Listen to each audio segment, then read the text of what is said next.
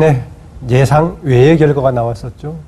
그런데 어찌 보면은 그대로 각 정당, 각 후보들이 가지고 있는 그것에 대해서 민심들이 다 제대로 읽은 결과, 그것이 반영된 결과가 아닌가 그렇게 생각을 합니다. 그런데 민심을 총선 직전까지만 해도 대체로 야권이 유리하다 이렇게 읽었는데 뚜껑을 열어보니 여당이 152석 과반을 했죠. 그 민심의 숨은 부분은 언제 어떻게 나타난 겁니까? 뭐 정확하게 파악하기는 어렵지만 선거 막판에 많은 요동이 있었던 것처럼 보입니다. 다시 얘기해서 박근혜 비상대책위원장이요, 선거 말미에 무엇을 들고 나왔냐면 대야 견제론을 들고 나왔거든요. 근데 이거 초유의 사태입니다. 다시 얘기해서 집권 여당이 견제론을 제시한 적은 지금까지 한국 선거 사상 없거든요.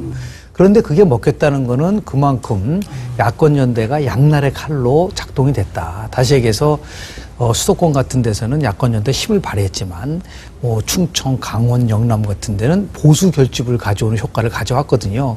아주 미묘하지만 이러한 막판에 요동치는 이러한 그 구도가 선거 결과에 상당한 영향을 미쳤지 않았는가라는 걸 조심스럽게 추론해 봅니다. 그렇다면 김형준 교수님은 야권 연대가 이번 총선의 경우에는 의석을 더 얻기보다는 잃는 쪽으로 작동했다 이렇게 평가를 합니까? 긍정적으로 야권에 기여했던 면은 아마 수도권의 박빙 지역에서 후보 단일화 효과가 조금 있었을 겁니다. 그러나 이게 또 마이너스 요인도 없지 않아 있었을 건데요. 야권 연대하면은 외연을 넓히는 효과를 가져왔어야 되는데 과연 그게 얼마나 외연을 넓히는 효과를 가져왔는가. 오히려 정체성을 특정에 치우치게 하면서 좁히는 효과는 없었는가. 또 기존의 중도 쪽에 지지층이 조금 느슨하거나 해이되거나 이탈한 효과는 없었는가. 이것도 반성해 볼 필요가 있고요. 한 2월 초순까지만 하더라도 여권 내부에서도 제3세력이 많이 나올 것이다. 국민 생각이나 공천에서 탈락한 이탈 세력이 무소속으로 많이 나올 거다라는 예상을 했었는데 거의 그 효과가 없었죠. 아다시피 결론에서 국민 생각은 0.74밖에 못 받았고요. 또 무소속들도 대거 지금 이탈할 것처럼 보였지만은 김무성 의원이 여러 가지 불편하지만 그래도 분열에 해결되지 않겠다라고 하면서 전부 잠재됐었죠. 사실은 이런 요인들이 야권은 연대가 됐는데 이런 견제의식 속에서 여권의 분할을 막았던 그런 점에서 여권의 결집에도 일정한 기여를 했었기 때문에 플러스 요인과 마이너스 요인을 합해서 한번 정밀하게 봐야 될 겁니다. 김형준 교수님. 전략적 측면에서 보면요. 지금 뭐 우리 원장님 말씀하신 거에 대부분 동의하지만 큰 틀은 뭐냐면 야권 연대가 야당의 입장에서 봤을 때는 모든 것을 해결해 주는다는 착각을 갖고 있었던 거죠. 그러다 보니까 중요한 대목은 뭐냐면 아주 전략적인 미숙함을 보여준 하나의 동의이 됐었던 게 야권 연대라는 거예요. 그러니까 야권 연대가 되면 모든 게 다 풀린다고 생각을 한 거죠. 그러다 보니까 연대를 강조했지만 쇄신은 없었던 거죠. 그러니까 정체성은 강조했지만 도덕성이 무시됐고 그러다 보니까 정권 심판론이라는 구호만 얘기를 하고 있지 대안은 전혀 없었고 이런 것들이 왜 나타났느냐. 특히 집권 정당에 대해서는 엄청나게 정권 심판론을 제시해야 되는데도 불구하고 공천 과정 속에서도 안이함을 보였었던 가장 큰 요인 중에 하나가 바로 야권 연대에 대한 지나친 과신 이런 것들이 작동되지 않았는가. 더불어서 조금 전에 원장님 말씀하신 것처럼 이것이 이제 보수의 절박함을 강화시켜 준 것이죠.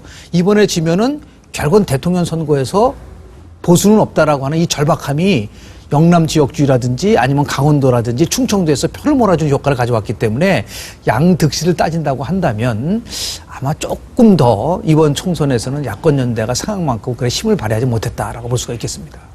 민주통합당이 지나치게 통합진보당 쪽으로 빨려드는 바람에 중도 공간을 많이 놓쳤지 않나 하는 해석에 대해서는 어떻게 생각하십니까? 민주통합당으로 통합되는 과정, 야권 연대로 변화하는 과정에서 보면은 되게 공세적으로 나왔던 것이 진보성을 강화하자는 쪽들이 공세적으로 나오지 않았습니까? 그랬는데 보면 당시에 정치를 비교적 오래 했거나 현장 정치에 개입하는 사람들은 중도를 잃어서는 안 된다는 점을 되게 얘기를 많이 했습니다. 그러면은 밖에서 조금 진보 운동을 하거나 어쩌면은 강단 진보 비슷한 세력들은 그쪽을 구세력으로 이렇게 좀 몰아붙이는 그런 경향이 있었습니다. 대한민국 선거에서 중도를 선점하지 못하는 정당은 결코 승리할 수 없다라는 가설들이 있거든요. 과거에 김대중 대통령 시절에 야당이 뭐 중산층을 위하고 서민을 위한다고 하면서 실제적으로 이념적으로는 지나치게 왼쪽으로 가지는 않았거든요. 그러니까 중도를 포용하면서 좌쪽을 갔다는 거죠. 그러니까 중도 좌파의 성격을 굉장히 많이 가졌었는데 이번에 이제 그 후보 단일화 또는 야권 연대를 함으로써 중도 좌파가 아니라 친좌파 성향 쪽으로 이렇게 흘러가다 보니까 특히요 박영선 그 전 최고위원이 뭐라고 얘기했냐면 이 민주당 공천이 끝나고 나서 중도 성향에 있는 분들을 많이 우리가 포용했어야 되는데 그런 부분이 너무 아쉽다라는 표현을 썼어요. 예를 들어서 강봉균 전 의원 같은 경우는 뭐 공천을 못 받고 이제 물론 이제 탈당을 했지만 이러한 중도 성향에 갔던 분들을 내치고 너무 지나치게 왼쪽으로 가다 보니까 공간이 열려버린 것이죠. 다만 제가 한번 좀 그 가설적인 차원에서 말씀을 좀 드리면 이번에 국민 생각이 상대적으로 굉장히 지지를 못 받았지 않았습니까? 뭐 정당 득표는 0.73%밖에 안 되는 걸 알고 있는데요.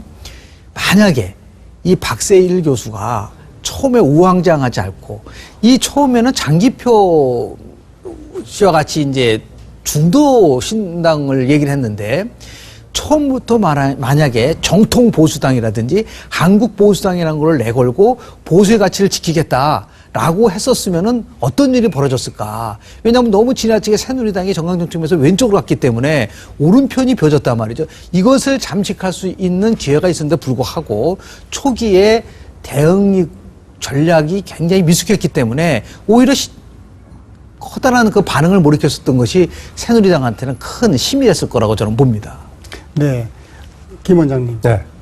민주당이 정권 심판론을 강력하게 폈는데도 별로 먹히지 않은 이유는 현재 이명박 정권도 심판 대상이지만 당신들도 어느 의미에서는 현재 권력이다. 그러니까 함께 심판받아야 한다. 이런 것이 민심 속에 작동했다고는 보지 않습니까? 네, 저는 그래도 그나마 어쨌든 간에 정권 심판론이 반영된 결과라고 봅니다. 이번에 152석 대 117, 통합진보당까지 합하면 152 대 140이 되겠습니다만, 이전에 압도적인 열세 우세 관계에서 이 정도 나온 것도 일정하게는 정권에 대한 심판이 반영된 거다. 그러나 반대로 초반에 압도적으로 우세할 수 있었던, 현재 야권이 우세할 수 있었던 분위기를 이렇게 역전까지 가져오게 된 데는 그것을 지속시키지 못했는데, 방금 말씀하셨다시피 정권 심판하면서 이제 여권이 권력은 현재 장악하고 있었지만 계속 수세적인 위치에 있었었죠. 그런데 정권 심판의 주체가 과연 새로운 정권을 담당할 신뢰를 얼마나 가지고 있는가, 컨텐츠를 가지고 있는 것인가, 그 다음에 이걸 보여줘야 되는데 계속 정권 심판이라는 구호를 반복하는 정도에 그쳤습니다. 더군다나 정권 심판의 구호가 2010년 6.2 지방선거 때부터 계속되다 보니까 사실상 지루한 의제가 됐고요. 또 마침 여권에서는 정권에 직접적으로 가담하지 않은 것처럼 포장할 수도 있었던 박근혜 비대위원장 체제로 가다 보니까 이 약간의 포장 효과도 봤고, 이게 상쇄되면서 정권 심판론이 조금 약화됐다. 전혀 작동하지 않은 것은 아니지만은 아주 야권이 압도적일 수 있는 그런 정권 심판론까지는 가지 못하고 일정하게 약화된 채로 이번 선거에서 작동했다, 이렇게 보고 있습니다. 자, 그럼